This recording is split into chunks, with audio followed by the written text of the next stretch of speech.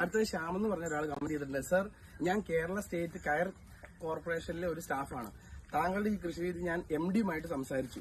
അദ്ദേഹം ഈ പ്രോജക്റ്റുമായിട്ട് ബന്ധപ്പെട്ട് പരീക്ഷണാടിസ്ഥാനത്തിൽ 5 പൈപ്പിൽ ഫ്രീ ആയി ഞങ്ങളുടെ പ്രോഡക്റ്റ് ആയ ഒരു കൊയർ മാറ്റ അത് ചെയ്തു തരാൻ താല്പര്യം അറിയിച്ചിട്ടുണ്ട്. അതായത് നമുക്ക് താല്പര്യം ഉണ്ടെങ്കിൽ ഈ കേരള സ്റ്റേറ്റ് കയർ കോർപ്പറേഷനിൽ അവര് നമുക്ക് 5 കുരുമുളകില് ഈ കയർ കൊണ്ടുള്ള ഒരു നെറ്റാണ്, അത് വെച്ച് തരും നമുക്ക് ഫ്രീ ആയിട്ട്. നമുക്കത് എന്നിട്ട് അതെങ്ങനെയുണ്ടെന്ന് അവർക്ക് ഒരു ഫീഡ്ബാക്ക് എടുക്കാൻ വേണ്ടി വേണ്ടിയാണ്.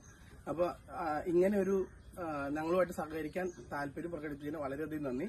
പക്ഷെ ഞാൻ പറഞ്ഞതുപോലെ നിലവില് എന്താ പറയുക, ഇപ്പൊ ഇവരൊരു 5 ഇതിൽ ചെയ്തു തന്നാലും പിന്നെ നമ്മൾ ബാക്കി പർച്ചേസ് ചെയ്യേണ്ടി വരുമല്ലോ. അത് പ്രൊഡക്ഷൻ കോസ്റ്റ് കൂട്ടും എന്നതുകൊണ്ടും നിലവിൽ നമ്മുടെ വിലയിരുത്തലില് ഇത് പറഞ്ഞു പോരാതെ നന്നായിട്ട് സ്റ്റിക്ക് ആവുന്നതിന് ആവശ്യമായിട്ടുള്ള ഗ്രിപ്പ് അവിടെ കിട്ടുന്നുണ്ട്. ഇപ്പൊ മറ്റു പലരും പറഞ്ഞു നമ്മുടെ ഗ്രീൻ നെറ്റ് ഉണ്ടല്ലോ, ഷെയ്ഡ് ഗ്രീൻ നെറ്റ് ഇതിൽ ചുറ്റി കൊടുത്ത ഗ്രിപ്പ് കിട്ടുമെന്ന് പറഞ്ഞു.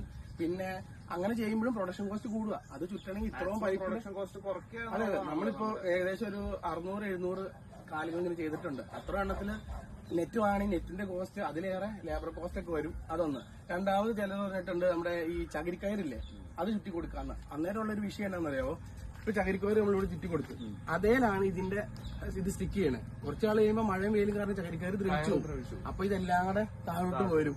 കാര്യം അതിന് ബേസ് ആയിട്ടൊരു ഗ്രിപ്പില്ലല്ലോ, അത് പോയില്ലോ. അപ്പൊ ഇങ്ങനെയുള്ള പ്രശ്നങ്ങളുണ്ട്.